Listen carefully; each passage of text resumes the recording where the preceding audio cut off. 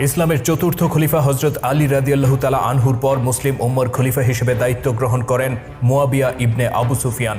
দীর্ঘ ২০ বছর তিনি খেলাফতের দায়িত্বে ছিলেন। শাসক হিসেবে ইসলামের অনেক নীতিমালা থেকে তিনি সরে আসেন এবং উম্মার সাথে বহু ব্যাপারে বিশ্বাসঘাতকতা করেন।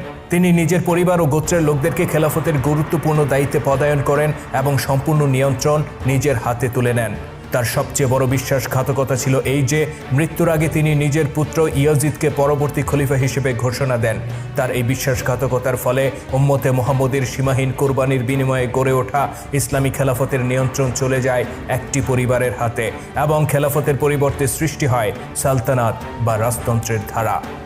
মুয়াবিয়ার পুত্র এজিদ ছিল প্রচণ্ড দুশ্চরিত্র আর দুরাচারী ব্যক্তি। মদ্যপান সহ ইসলামের শরিয়া বিরোধী বহু কাজে সে লিপ্ত ছিল।